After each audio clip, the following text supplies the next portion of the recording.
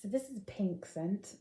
You can probably imagine the kind of scent it's going to be because, as I've said in my other video, if they're green, they're normally fresh and citrusy, or maybe herbal. If they're blue, they're going to be like normally a bit aquatic, and pink ones are normally going to be flowery, occasionally fruity.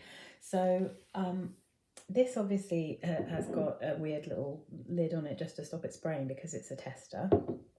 And I got this from Direct Cosmetics, I think they're called.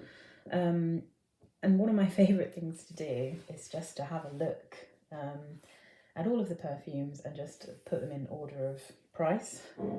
And if they've got any that I don't know that are like testers or bargainers, then I'll just buy them and see what they're like. So this was only a £5 for 75ml, and it's I really like this bottle. I like really angular shapes, so I love that this is triangular. Really like it.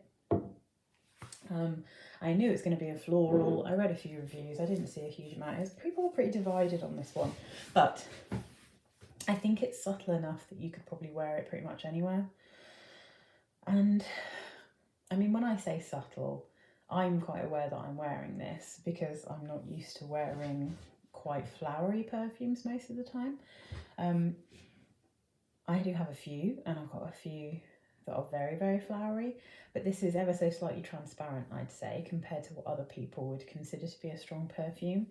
So I'm going to read to you what the notes are, and then explain to you why I decided to go for it. So top notes: African violet, Parma violet, fig leaf and peony. Middle notes: cassis, raspberry and orchid. Base notes: cedar and vanilla. So those are two base notes I don't normally like very much. I am not wild for vanilla in perfumes, definitely not wild for cedar in perfumes, and the combination of peony and cedar in perfumes I tend to find so dry, like so dry. But I was hoping because of the raspberry, cassis and vanilla that this might be a bit more of a fruity floral, and it is. So I'm going to spray it. Now I love violet, but it's a really difficult smell to get right in a perfume, I think, because they can so often be horrifically cloying and strong, like horribly strong. So I think it's Guerlain Insolence,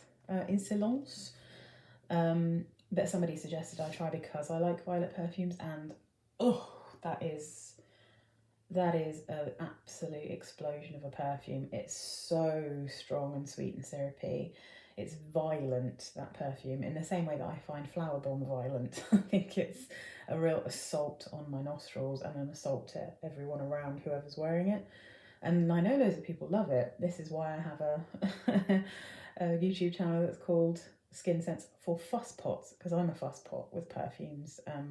Despite the fact I have a million of them now, I really don't like a lot of the popular perfumes because they're too strong, they're too sweet. So this, it does have that violet smell, but it's so nicely mixed in, I think, with the raspberry and cassis that I kind of like it. Like, I can definitely sense that it's violet, but it's not ridiculously sweet. If anything,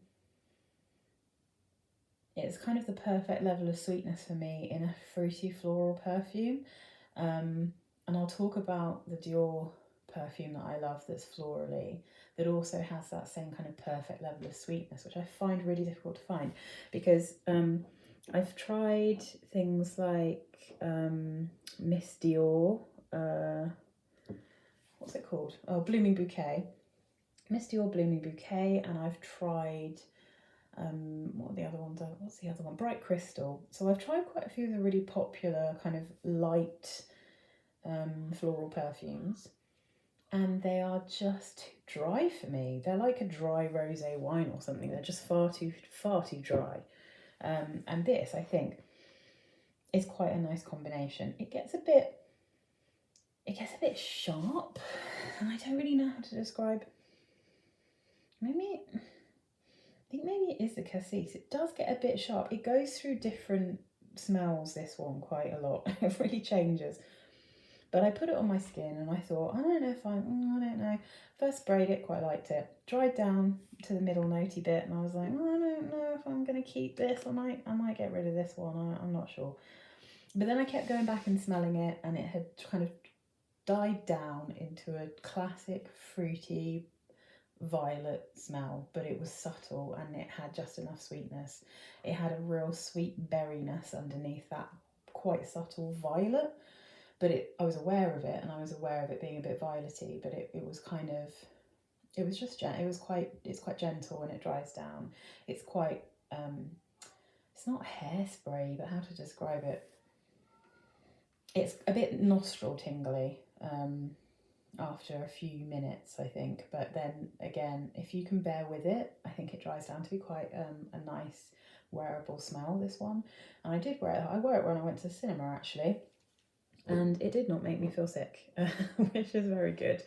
I wore it in an enclosed space and I was aware that I was wearing it, but very subtle. It was very subtle. And this was, yeah, like I said, this is from Direct Cosmetics and it was £5 for the tester.